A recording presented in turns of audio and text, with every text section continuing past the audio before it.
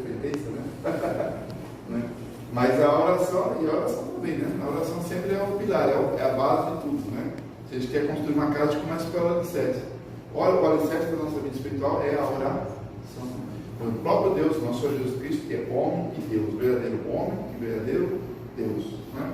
Então, ele era a segunda pessoa, a segunda pessoa da Santíssima que se formou carne, no ventre de Maria Santíssima, e se formou homem. Então, enquanto homem, ele tinha alma humana. Ora, o que alimenta a alma humana é a oração. Então, se você pegar várias vezes na Bíblia, você pode perceber que de vez em quando, do nada, da voz para cadê Jesus? Cadê Jesus? Aí aparecia Jesus, né? Vinha de algum lugar. O que ele estava fazendo? Rezando, né? Quando Jesus começou a vida pública dele, ele tinha 30 anos, não era? Depois, lá na frente, ele foi para o deserto passar 40 dias, não foi? Mas não era a primeira vez que ele fazia aquilo. Nesses 30 anos, várias vezes ele ia para o deserto, né? Inclusive era muito comum naquela época, os homens, a maioria eram os homens que faziam isso, iam para o deserto para fazer uma purificação, para se encontrar com Deus, né? Até um pouco por causa de Moisés naquela época, né? Então se provou que aquele costume de ir para o deserto, porque é um silêncio, não tem nada, né? E ao mesmo tempo é uma penitência, né? Porque é jejum, não tem nada para comer, né? E um calor terrível de dia e um frio também terrível de noite, né?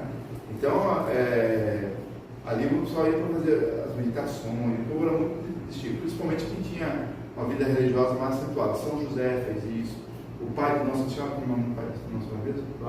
Joaquim, só está criado aí hoje, olha aí, né? São Joaquim, né? Tanto é que se encontra que num desses desertos que São Joaquim estava, foi que o arcanjo Gabriel apareceu a São Joaquim e falou que ele ia ser pai, né? Já a idade avançada também. E ao mesmo tempo também apareceu para Santa Ana e também disse para ela que ela ia conceber uma filha e que era para doar o templo e tal. Não vou entrar nesse tema hoje, que senão é muito longo. Mas o próprio Jesus ele ia para rezar. Então, e quando ele foi preso, ele estava fazendo o quê? Com outras vezes? Rezando. Né? A gente fala rezando, orando é a mesma coisa, nesse sentido. Né? Ou seja, o homem precisa parar um pouco, ele precisa fazer um pouco de silêncio, né? Para se encontrar com Deus. Né? Tem muitos santos que dizem isso, Deus fala no silêncio. Né? E hoje o silêncio é tão difícil no nosso mundo contemporâneo, né? Todo lugar que a gente vai buzinar, show, não sei o quê. E agora com o celular, então, né? Com aquele negocinho, tem uns negocinhos curtos, que vai só passando, né? E igual o que o padre Paulo Ricardo falou outro dia. A gente fala assim, vamos rezar um texto. Aí quanto tempo? 15 minutos. Ah, não tem esse tempo não. De repente a pessoa está passando o celular, passou 2 horas lá e não viu, né? Viciou ali, né? E aí nós perdemos a noção do silêncio e do tempo que a gente tem que dar a Deus, né? Ora, a oração ela faz isso, ela faz a gente parar um pouco, né? E se a gente não tem o deserto para ir, né? A gente se recolhe dentro de nós mesmos, né? No silêncio, dentro de nós, na oração. E o texto que é, a gente faz uma meditação da vida do nosso Senhor Jesus Cristo. Por isso que a oração do terço é fundamental, é necessária para a nossa salvação. Não no sentido teológico, no sentido que nós realmente precisamos dessa vida de oração. E é por isso que Nossa Senhora deu o rosário para nós, né? O rosário foi uma maneira que Nossa Senhora encontrou, vamos dizer assim, de nos auxiliar a esse recolhimento. Né? E para alguns, agora vem a parte da penitência, né? A parte da penitência. Para alguns, não é o caso de vocês não. Para alguns rezar um texto é uma penitência. Então a pessoa, bom, se é nossa hora de oração e penitência, rezando o texto eu já estou cumprindo os dois, né? Porque para mim rezar um texto é uma dificuldade danada, né? Depois, com o tempo, isso inverte, né? A pessoa não consegue mais dormir sem rezar pelo menos um texto, ou em alguns casos até o rosário, todos os textos, né? Ela até sente falta, porque é que nem ginástica, o corpo está habituado, precisa daquilo ali, vamos fazer aquilo ali, né? E a alma nossa precisa disso, né? Porque a nossa alma, assim como o corpo, precisa de exercício. O exercício da alma é isso, da oração, meditação. Né? E é claro que o alimento principal da alma, não estou falando aqui da oração, mas a gente sabe que o alimento principal também é o cálice, né? Porque a Eucaristia é o próprio Deus encarnado, se fez alimento através do pão. Né? E o maior milagre que Jesus faz ali na Eucaristia é quando a gente vai comungar e a gente olha e vê só uma rocha, um pedaço de pão, né? Eu falo no milagre porque, só para dar um exemplo claro aqui, você já ouviu falar do Monte Tabor, quando Jesus se transfigurou em luz, né? Então Jesus ali revelou aos apóstolos como era a natureza dele mesmo, que ele já tinha um corpo glorioso, não precisava ressuscitar para ter um corpo glorioso, ele já tinha. E como Deus, então, naquele momento, no Monte Tabor, que ele entrou em oração com o Pai, o corpo dele, ele cessou o milagre que ele fazia antes, de deixar a aparência apenas humana. Ele ficou no seu natural. E quando ele ficou no seu natural, São Pedro está lá, ficou encantado, né? Cheio, radiante de luz. Depois, para nós, a gente fala que voltou ao normal, na verdade, o milagre que ele fazia é que todo mundo olhava para ele apenas como nós estamos vendo vocês aqui hoje, apenas naturalmente. Mas se ele deixasse de fazer um milagre sobre ele mesmo, a natureza dele era resplandecente. Deu para entender, não? A mesma coisa acontece na Eucaristia. Se Deus deixasse de fazer um milagre para que a Eucaristia deixasse de ter a aparência de pão, todas as hostes do mundo inteiro virariam carne e todo o vinho consagrado, né? Estou falando consagrado, todas as hostes consagradas e o vinho consagrado se tornaria sangue, né? Então tem aquele milagre famoso, já ouviu falar do milagre do Lanciano? Já ouviu falar, né, Lanciano? O milagre do Lanciano? Não ouviu falar? Sério? Se o senhor não ouviu falar, quem que já ouviu falar? Já ouviu falar, né? Uma piada aqui mesmo, né, Juazeiro? Aqui é outra. Eu não sei se é mais disso que foi um milagre. É um pouco polêmico, né? Mas. Carne, né? Era sangrado, né? A hóstia sangrada na boca dela, né? O milagre do Lanciano é comprovado pela igreja, é um pouco mais famoso, porque, né? Já ouviu falar do milagre do Lanciano, senhor? Não? Jamais. O padre, que inclusive é um santo, eu esqueci o nome dele, ele pediu a Deus um sinal. Se realmente, quando eu consagrar aqui a Eucaristia, o senhor estiver presente, pediu um sinal, que estava assim um pouco assim. Estava na dúvida. Quase na dúvida, né? Mas era um tipo de provação, da provação de fé, né? Então ele pediu a Deus um sinal. Quando ele toda vez que o padre consagra, depois que ele consagra, ele coloca a hóstia na batendo, consagra o vinho, e depois ele se ajoelha, né? Isso. Quando ele voltou, aí foi pegar a hóstia de novo, tinha virado carne. Quando ele pegou o cálice com o vinho, tinha virado sangue humano mesmo, né? Logicamente que a gente nunca poderia ver esse milagre, não é verdade? Já subiu, não é isso? Não. O milagre está lá até hoje, sem conservante, sem geladeira. Olha quantos anos se passou, né? Quantos séculos se passou? Foi 700 depois de Cristo, porque dá 1.300 anos, isso mesmo, 700 depois de Cristo, aí fez esse milagre, e aí até hoje ela está como fala? A hóstia no utensório de cristal, e também no cálice de cristal, o sangue consagrado, né? E a igreja pede ainda que todos os anos, eles vão lá e fazem um exame no sangue e na carne para ver se está em estado de putrefação, porque não é colocado nada, nem conservante, nem nada, entendeu? E todos os anos dá como se fosse um pedaço de carne tirado de uma pessoa a 5 minutos e o sangue idem. E o tipo do sangue? AB. AB negativo, se não me engano, que é o mesmo sangue que está no Santo Sudário. E o mais curioso, todos os milagres eucarísticos que existem no mundo inteiro, que agora até há pouco tempo teve uma agora acho que foi no México, teve um também que o sanguíneo corporal, né, colocou a hóstia, quando foi ver tinha sangue. Aí foi coletado sangue, levado aos Estados Unidos para examinar, era o mesmo sangue também, AB negativo, que é o sangue de Jesus, né? Interessante, né? Todos os milagres eucarísticos, todos que fizeram o exame do sangue, todos deram o mesmo tipo de sangue, e todos dão como se fosse, e é realmente, né, da mesma pessoa. Isso durante os séculos, inclusive agora teve no México o ano passado, se não me engano, né? Então, interessante isso daí, né? E agora a NASA pediu para fazer um teste em 2010 nesse de Lanciano, que já tinha feito tantos testes, já descobriram que esse Lanciano é um pedaço do miocárdio, né, do coração. E é como se tivesse passado um laser, assim, tão bem que ficou em todos os pontinhos, é como se alguém tivesse feito uma cirurgia e passado um laser e cortado um pedaço do miocárdio, o que era impossível, né? Até hoje é difícil fazer isso, né? E a NASA resolveu fazer uma pesquisa, porque todo coração vivo tem eletrocardiograma, né? Tem eletricidade. Nós colocou lá os eletrodos, mediu, sabe o que deu? O coração vivo. O coração está vivo. Segundo a NASA, esse coração está vivo. Tem eletricidade passando. Ou seja, é o sagrado coração de Jesus. Bonito, né? Então, o milagre nanciano é uma coisa assim, muito palpável para nós, né? No entanto, quando o professor de teologia ele diz o seguinte: no entanto, a gente fala o milagre nanciano, que é uma coisa muito bonita, etc., mas na verdade, em Nanciano não houve milagre. Foi justamente o contrário. No caso de Nanciano, Deus cessou o milagre na hóstia para que a hóstia virasse carne.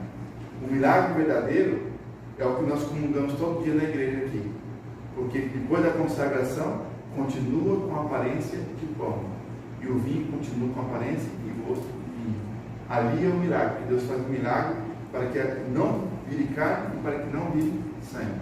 Se ele cessar o milagre, viraria. Interessante, né? A visão de Deus é muito diferente da nossa, né? Para vocês entenderem um pouco como é a visão de Deus, como são as coisas de Deus, né? Mas por que nós estamos falando da Eucaristia? Porque nós temos a vida de oração, que Nossa Senhora pede, mas também a Eucaristia é o alimento principal de nossa alma. Agora é lógico que, por exemplo, por que Nossa Senhora pede para rezar o texto? Porque Nossa Senhora já percebia que, infelizmente, por causa das doutrinas do mundo, muitas pessoas não têm condições de alma para poder comungar. Está entendendo? Porque entra num jogo do mundo e acaba vivendo em pecado e não pode confessar, não pode comungar, mas, mesmo não podendo comungar, eucaristicamente falando, o corpo de Cristo, pode ser rezar o texto. Entendeu? E o texto vai trazer graças que poderá mudar a situação daquela pessoa, ou até mudar a situação de vida, que às vezes não depende só dela, às vezes, a situação, então depende de algum acontecimento que possa mudar o sistema de vida dela. Está entendendo o que quer dizer? Não? Entendeu? E aí Deus, aquelas graças que a pessoa vai recebendo rezando no texto, mais cedo ou mais tarde vai vir, que vai mudar alguma coisa na vida dela, por onde ela vai encontrar o caminho até a Eucaristia. Né? Olha o que eu tenho de testemunho, só aqui em Fortaleza, eu tenho 92 testemunhos de pessoas que começaram a rezar o texto todo dia, encontraram na rua e falaram assim: olha, agora eu entendi porque que Nossa Senhora falou que quando rezasse o texto todo dia, ganharia o céu, porque a gente muda, viu? Né? A gente muda muito. É verdade que desses 92, 89 foram mulheres, né? Perdão, 89 foram homens, a maioria foram homens, e os outros foram mulheres, né? Nesse caso. Entendeu? Não, 89 pessoas foram homens, os outros foram mulheres. Por quê? Porque o homem parece ter um pouco mais de dificuldade de rezar, né, senhor? O que nós temos de errado, hein? Né? Então a gente tem um pouquinho de dificuldade de rezar. A mulher, como a mulher ela tem um lado místico mais afetivo e mais afiado, ela acontece algum problema na casa e tal, ela reza. O filho saiu, ela reza, né? O homem não, o filho saiu, ele vai assistir futebol, né? Não reza pelo filho. Mas a natureza do homem é assim mesmo, né? Meio tranquilão, a mulher é mais preocupada. Ai, meu filho está, não é assim, né? Você já ouviu falar do padre Marcelo Rossi? Né? Ele até hoje agradece a mãe dele, que diz que a vocação dele surgiu no joelho da mãe dele. Mas por quê? Porque quando ele estava na faculdade, sabe que ele era professor de educação física, né? Sabia disso, né? Ele era professor de educação física e em faculdade, então tinha os como é que eu vou dizer? Hoje chama balada, né? Que ela tinha discoteca, uma coisa que a pessoa ia dançar, né? E ele chegava de madrugada em casa, né? Então quando ele chegava de madrugada, rapazão novo, tudo, né? Aí ele abria a porta bem devagarinho, fechava e ia na ponta do pé pro quarto para não acordar a mãe. Só que daí ele via uma luzinha lá, luxuriando, no meio do escuro, né? As luzes apagadas, mas uma luzinha. Aí ele ia lá no cantinho, olhava, era uma Nossa Senhora com a vela acesa, e aí ele via a silhueta da mãe dele, de joelhos, rezando. E ela não tirava o joelho do chão enquanto ele não chegasse em casa. Como a mãe é, né? Então aí depois ele falou que a vocação dele nasceu ali, que a mãe dele, ele disse, não foi só uma noite, não, foi igual a Santa Mônica, viu? Muitas noites ali, rezando pela conversão do filho, né? Só que ela nunca imaginou que a conversão dele ia ser tão profunda que ia virar um padre depois, né? Então, você vê que mais a oração, ela não pode ser só da mulher, não é exclusividade da mulher, não. Fique contente se também dizer não, porque o homem tem a obrigação também de rezar, porque afinal de contas, o homem não é um animal, o homem tem alma. Como todos que têm alma, precisam alimentar a alma. Lembra que eu falei no começo? Jesus tinha alma humana, ele precisava do alimento que é a oração. E nós precisamos da oração e da Eucaristia. E é por isso que quando a senhora apareceu em Fátima, ela fez 3 pedidos para nos ajudar nessa salvação e nessa caminhada para o céu. Quais são os 3 pedidos? A consagração, o terço e a devoção do primeiro sábado, das quais 2 pedidos nós vamos realizar agora. Qual é o primeiro pedido então? A consagração. Como é que nós vamos realizar essa consagração? Coroando Nossa Senhora. Porque quem coroa uma rainha já está dizendo, eu amo e quero servir. Então para nós essa coroação representa a nossa entrega de consagração. Então quem tiver aqui a intenção de sair consagrado, sairá consagrado a Jesus pelas mãos de Maria, né? E olha que interessante, quando você faz a consagração, voltando aquele lado da penitência, falei muita oração, mas vamos falar um pouquinho da penitência, né? Então, quando eu faço a consagração, todos os meus atos pertencem a Nossa Senhora. Agora sou coisa e propriedade de Maria. Olha, tudo que acontecer na minha vida, Nossa Senhora pode ofertar a Jesus pela minha conversão, em reparação dos pecados da humanidade, pela conversão dos pecadores e pela paz. Porque agora tudo que eu fizer pertence a ela.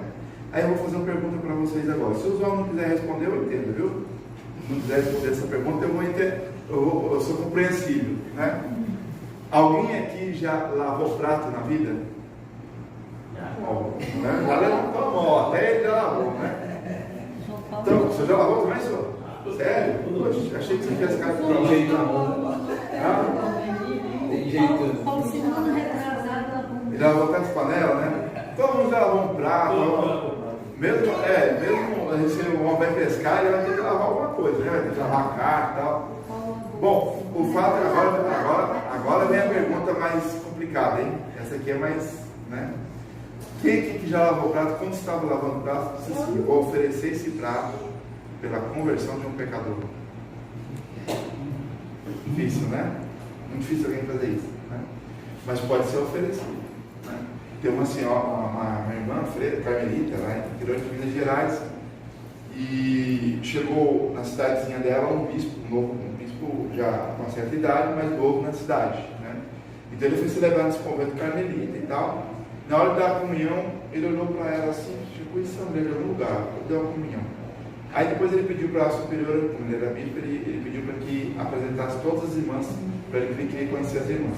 Naquela época, 1935 ou 45, as irmãs carmelitas, quando entrava um homem no convento, elas colocavam um véu no rosto para não ver o rosto delas. Mas como ele era um bispo, ele pediu para levantar o véu, elas levantaram, que ele queria conhecer todas elas, né? Ele tinha dado a comunhão. Aí ele olhou assim de novo, mas está faltando uma aqui. Eu tenho certeza que eu dei comunhão com uma outra. Não, está a superior, está todos aqui. Ah, ele está falando da fulaninha, aquela que estava lavando os pratos lá, está na cozinha. Ele falou, não, eu quero ver essa daí. Aí ele foi lá na cozinha, quando chegou lá, ele viu aquela que ele tinha dado comunhão, que ele teve uma noção de que já conhecia. Aí ele olhou para ela assim, se ajoelhou, o bispo, e beijou os pés dela. Todo mundo se assombrou, principalmente ela. O que está acontecendo? Aí ele levantou e falou assim, posso lhe fazer uma pergunta, irmã? O que a senhora oferece a Deus para a conversão dos pecadores? Aí, senhora, geralmente eu sempre sou escalada, porque tem escalação, né? Um faz isso, outro faz aquilo, e sempre me mando para a cozinha. E aí eu sigo o ditado de Santa Teresa de Ávila, que é a nossa fundadora, né? Aquela que não encontrar Deus nas panelas, não encontra na capela, entendeu? Quem não encontra Deus nas panelas, não encontra na capela. Aí ele falou assim, então cadê que você lava um prato, só oferece pela conversão do pecador? Eu disse, isso mesmo. Aí ele falou assim, pois eu sou um prato que a senhora lavou. Porque quando eu era adolescente, eu estava numa festa, e aí eu vi o seu rosto, só que a senhora era mais jovem, e eu também era jovem. E o seu rosto olhava para mim assim, com um olhar que me deu um tremor. Depois eu fui me confessar, o padre não soube explicar para mim o que era aquilo, mas eu entendi que eu tinha que mudar de vida. Olha que naquela época ele foi no baile que ele olhou que teve essa visão, era na época da lamparina, né? Que era aquelas danças um pouquinho mais tranquilas, né? Né? E aí, mas por causa daquela visão, ele se converteu, virou papo, depois virou bispo, anos depois encontrou, e aí ele entendeu. Ela não sabia que foi uma visão mística que Deus deu, né? Mas na hora que ela estava lavando o prato, Deus deu uma visão, olha, aquela mulher que estava oferecendo a vida dela, aquela penitência pela sua conversão. Ela está comprando sua conversão, mesmo que ela não sabia de nada. Por quê? Porque dentro do convento ela é consagrada. Tudo que ela fizer é oferecido a Deus, né? Nós também, quando a gente faz a consagração, tudo que eu fizer a partir de hoje, seja lavar a panela, seja uma coisa boa que aconteceu, um aniversário, seja uma aprovação que está passando. Eu sei que vocês não passam por aprovação na igreja, vocês estão tudo tranquilos, né? Tudo boa, né? Mas qualquer desavença, qualquer bater o pé na porta, numa pedra, né? Em vez de falar alguma coisa errada, falar, eu ofereço a Nossa Senhora com penitência, pô, vale também, viu? Vale também, né? A vez do marido chegou e a mulher, um gostou de uma atitude do outro, vou oferecer com penitência. Isso ajuda muito, viu? Né? Então, tudo vale com penitência, se a gente oferecer. Porém, quando a gente é consagrado, mesmo que a gente não ofereça, esqueça de oferecer, isso é coisa e propriedade de Maria, ela não esquece. Tudo ela oferece a Jesus, ela purifica das nossas impurezas e oferece com penitência. Então, fazendo a consagração, a minha vida toda fica consagrada no pedido que Nossa Senhora falou, de penitência. E também de oração. Se torna, até lavar um prato se torna oração. Mas é preciso ter a oração de fato mesmo, que é que nós vamos fazer agora, e é aí que Nossa Senhora pediu o terço. Porque o terço é uma oração perfeita. Por quê? Porque ela é uma oração vocal e é uma oração mental, onde a gente medita as passagens da vida de Cristo. E voltando a Santa Teresa de Ávila, ela dizia, me dê um católico que para todo dia, 10 minutos, para meditar uma passagem da vida de Cristo, e eu lhe darei um santo. Viu como é fácil ser santo agora? Só parar todo dia 10 minutos para meditar uma passagem da vida de Cristo. Ora, o texto é isso, né? É claro que em conjunto a gente se distrai um pouco mais, mas quando vocês estiverem rezando texto em família ou sozinhos, tentem meditar com um livrinho, alguma coisa assim, um pouco do que é aquele texto que nós estamos rezando. Hoje, por exemplo, segunda-feira, vamos dar os gozosos, né? Então a gente vai anunciar o mistério, mas depois, durante as 10 Ave Marias, quem puder, tente se reportar o que é aquele mistério. O anjo do Senhor anunciou a Maria, né? E o verbo de Deus se fez carne, é o primeiro mistério gozoso, né? Então a gente se lembra que o arcanjo Gabriel apareceu a Nossa Senhora, conversou o ave cheio de graça, e assim por diante, e a meditação. Mas não contente, Nossa Senhora ainda depois, pouco tempo depois, 9 anos depois, ela pede, olha, além da consagração do terço, vem pedir que aqueles que puderem, agora com meio facultativo, né? Aqueles que puderem, ao menos uma vez na vida, durante 5 meses seguidos, no primeiro sábado de cada mês, a seguinte devoção, agora mais profunda, confissão, comunhão, rezar um texto, quem já reza o texto pode ser o mesmo, e parar 15 minutos para meditar no mistério do rosário. Aí já não é rezar o texto de novo. Quer dizer, além daquela meditaçãozinha que a gente faz no texto, é parar 15 minutos, pegar um mistério e se aprofundar com mais, entendeu? Com mais fervor. Bom, pode ser feito em particular, pode ser feito em grupo. Nós vamos começar agora o próximo mês, dia 7 de outubro, lá no colégio M. Fialho, Miguel Fialho, né? Às 4 horas da tarde vai chegar Nossa Senhora, vai ter o terço, a meditação de 15 minutos, e depois a missa, celebrada a princípio pelo padre Apolônio, né, que já colocou até na agenda dele, né? Agora pode ficar tranquilo, viu? Lá é só 15 minutos mesmo, não posso falar mais do que isso. Aquilo que eu tenho que explicar um pouco mais, para vocês entenderem primeiro a nossa missão e depois a nossa convocação. Então, quem quiser está convidado, fica ali na